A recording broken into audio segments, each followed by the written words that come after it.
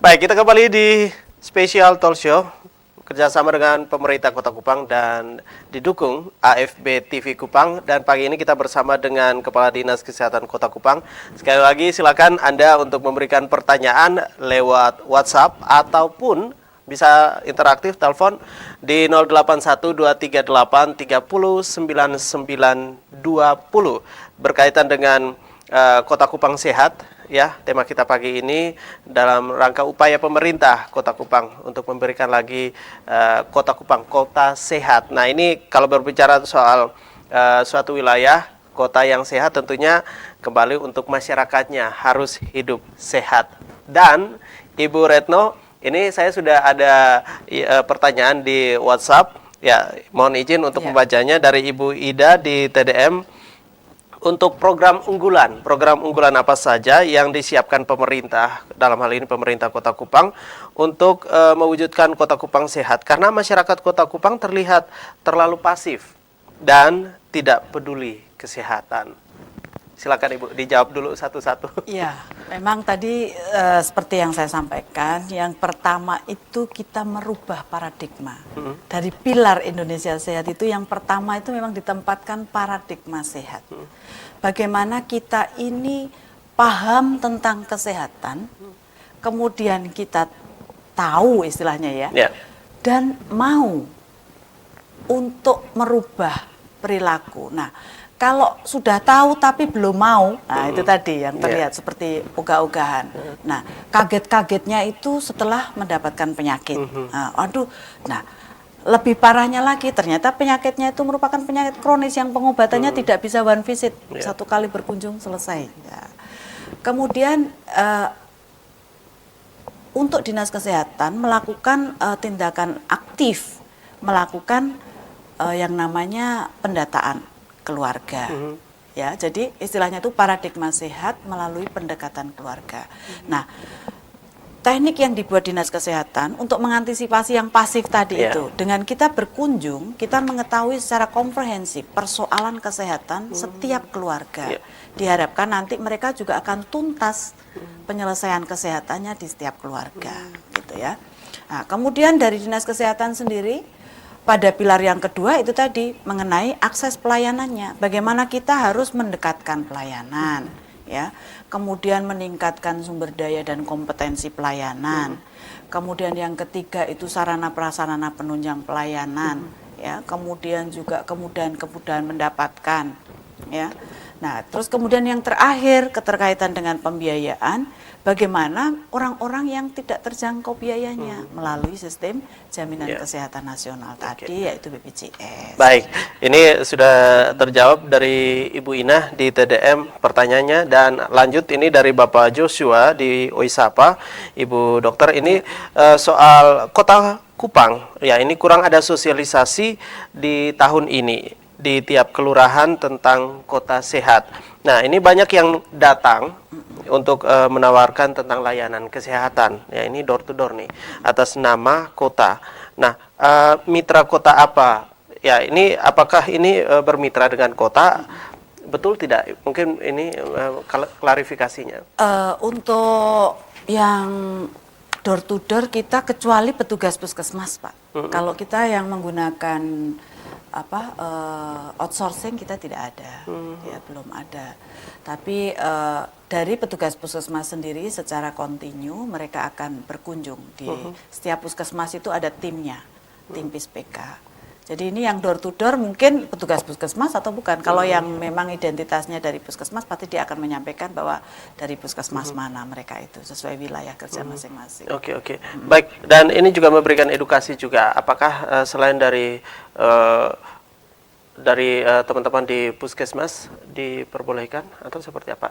Ya, artinya ini juga seperti yang tadi ini, untuk menghindari juga yang mengatasnamakan. Ya, memang kan ada juga yang seperti saat mendekati musim hujan juga ada yang menawarkan abate dijual gitu ya. Padahal kalau dari Dinas Kesehatan tidak ada penjualan abate. Semuanya gratis. Ya, Bisa diambil melalui kelurahan-kelurahan terdekat. Baik. Kalau tidak waktu berkunjung ke puskesmas juga bisa minta. Oke, langsung nih. Abate-nya sudah ada di puskesmas, di kelurahan Siap, sekarang? di kelurahan, Siap. siap, Oke, ya. baik. Jadi ini supaya informasi yang baik juga sekali lagi untuk Anda pemirsa, silakan untuk wilayah Kota Kupang untuk ya. selalu berkunjung ke Ya. kelurahan ya. Ya, kelurahan. Atau kalau pas berkunjung ke puskesmas juga minta di puskesmas Oke, bisa. Ya. baik. Dan selanjutnya ini satu lagi pertanyaan dari Ibu Gina, ini mantan guru di Jalan Suku nih. Ya, ini untuk berkaitan dengan kampanye yang kuat bersama dengan bidang-bidang lain, dalam hal ini kesehatan, pendidikan PAUD, pemberdayaan perempuan dan lain-lain, juga di sekolah-sekolah untuk pola makan keluarga, Ibu Dokter. Ini misalnya lebih baik pilih karbohidrat 1 jagung rebus daripada 1 jagung rebus daripada 2 buah gorengan atau ya ini makanan Salome ya apa itu Ya. yang menjadi contoh orang tua. Ya. Hmm. Jadi begini sebenarnya ya, pola makan apa istilahnya itu makanan lokal ya, itu kan murni ya, tidak ada yang namanya bahan tambahan makanan. Nah, kita dari kesehatan juga memantau yang namanya bahan tambahan makanan. Ya, kalau misalkan Salome kan pasti sudah ada bahan tambahan makanannya ya, itu Cilok, MSG ya, MSG atau Vicin orang kenalnya. Kemudian juga mungkin apalagi yang ditambah-tambahkan pewarna, kalau misalkan makanan-makanan yang lain ya, pewarna itu juga ada yang pewarna makanan, ada yang bukan pewarna makanan. Nah, bukan pewarna makanan itu biasanya mengandung rodamin. Nah, itu bisa berbahaya, bisa menimbulkan kanker, merupakan karsinogen. Nah, kenapa kita menghimbau makanan lokal lebih baik? Ya karena memang tidak mengandung bahan tambahan makanan, kan begitu. Jadi kalau dipilih semuanya ya lebih baik makanan lokal gitu. Ya, oke. Ya, baru mau tanya nih soal pilihan. Ya, sehingga kan kalau misalkan pada anak-anak sering jajan misalkan, kan kita tidak bisa mengontrol apakah tambahan makanan itu, bukan tidak boleh tambahan makanan itu ya, tetapi harus proporsional gitu. Kemudian kalau yang pewarna juga yang harus pewarna makanan, jangan pewarna pakaian ditaruh di pewarna makanan. Nah, itu kan membahayakan gitu. Itu yang kita harus kontrol pada anak-anak, dan itu menjadi kewajiban Dinas Kesehatan memantau seperti itu. Baik, dan cakupannya sangat luas sekali. Kembali lagi Ibu Retno, bahwa kita melihat keadaan lingkungan sekitar kita sendiri masuk musim penghujan, tetapi juga persoalan kemarin-kemarin ini untuk wilayah Kota Kupang ya, ini berkaitan dengan produk makanan ya, produk makanan itu sendiri untuk dijual. Nah, ini ketahuan di, kalau masih ingat, di Kelurahan Bakunase. Iya. Ya, ini untuk Ayam yang tempe ya, ini ya kira-kira seperti apa? Ya, itu kan memang itu tadi. Kan kita harus bijak menggunakan air ya. Bahan dasarnya untuk mencuci segala macam ya. Itu dari awal. Itu hanya perilaku bagaimana kita menggunakan air-air yang bersih, untuk apalagi untuk makanan ya. Nah, kemudian juga masalah tambahan makanannya. Bahan tambahan makanan itu kalau pada tahu itu kan tergantung dari cukanya ya. Itu yang untuk mengeraskan tahu itu cuka. Nah, cuka itu macam-macam. Ada yang memang betul-betul cuka yang baik, yang tidak rasa kecut di tahunya, kan begitu.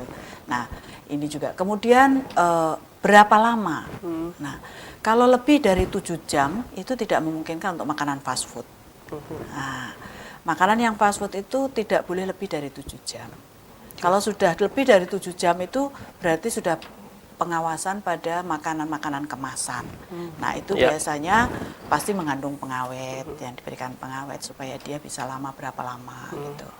Artinya ini kembali lagi soal bagaimana kesejahteraan. Kalau kita berbicara soal kesejahteraan masyarakat lagi ini mata rantai yang tidak bisa diputuskan, baik itu soal kesehatan yang barusan tadi ditanya, soal kesehatan, pendidikan, ekonomi ya, ini untuk industri rumahan. SDM, ya, artinya ini juga dalam ranah pantauan dari Dinas Kesehatan Kota sendiri. Ya, ini soal perkembangan sekarang. Jadi ada dua sistem pemeriksaan kesehatan keterkaitan dengan makanan minuman. Yang pertama itu adalah higienis, laik sehatnya. Nah, itu makanan-makanan yang siap saji tadi, kurang dari 7 jam. Nah, jadi ya warung, ya restoran itu mereka untuk mendapatkan laik sehat maka akan dilakukan uji sampel di kita nanti ya. Nah, itu kira-kira. Nah, kadang-kadang mungkin perlakuan itu misalkan ditakutkan itu kalau tidak laku dilakukan pemanasan itu yang tidak diizinkan. Nah, itu kan tidak mungkin petugas puskesmas kami juga tiap hari harus mengontrol itu ya. Kadang-kadang ada insiden gitu kan. Ya, seperti kemarin salah satu rumah makan. Misalkan ayamnya udah mungkin 3 hari sampai keluar ulatnya kayak gitu ya. Itu yang memang istilahnya tuh apa ya? Kenakalan-kenakalan dari penjual lah gitu ya. Itu yang kita harus himbaukan kepada restoran kalau sudah di atas 7 jam tidak boleh diberikan lagi. Artinya ini tentu juga ada sosialisasi ya yang setiap kali dia mengurus itu pasti sudah diberikan penjelasan. Gitu. Jadi makanan itu siap sajinya kan 7 jam, tidak boleh lewat dari itu. Jadi makanan yang dia jual itu kalau sudah lewat 7 jam sebenarnya tidak boleh dijual lagi. Gitu. Kadang-kadang kan kita kasih panas gitu kan. Baik. Nah, kemudian yang kedua itu adalah yang kemasan. Industri rumah tangga yang kemasan itu pun dilakukan pemeriksaan. Nanti kita akan uji petik di tempat pengolahan ya, bagaimana cara mengolahnya, higienisnya seperti apa, kemudian dari yang diproduksi juga kita akan pemeriksaan laboratoriumnya. Ini juga artinya juga kerjasama juga ya dengan pihak-pihak terkait. Dalam hal ini kembali lagi ini untuk Kupang sehat nih, menjadikan Kota Kupang kota sehat. Artinya di Kota Kupang sendiri sudah sehat, tetapi ya harus dibentengi nih. Soalnya dari luar masuk ya. Kalau kita berbicara soal kesehatan ini dari daerah lain, dari luar negeri misalnya untuk masuk ke Kota Kupang sendiri. Nah, ini seperti apa, Ibu Dokter? Kalau untuk makanan yang import atau apa ya, snack-snack misalkan, itu kan biasanya dia ada ininya ya, tanda istilahnya itu tanda industri. Nah, itu izinnya dari Balai POM itu ada. Ya. Kemudian yang kedua itu tanggal pembuatan, ya, kemudian kedaluarsa. Nah, ini penting. Jadi bukan kalau soal itu, soal izin-izinnya ini bukan cuma makanan saja, jadi semuanya ya. Kalau barang impor kan itu sudah dari pusat izinnya ya, masuk ke daerah-daerah itu. Cuman kita pemantauannya setiap supaya kita bijak di dalam belanja, itu kita lihat izin IRTP Balai POM-nya ada tidak, ya. Kemudian juga kapan diproduksinya, ada tertera expired date-nya atau tidak gitu, sehingga kita lebih bijak berbelanja.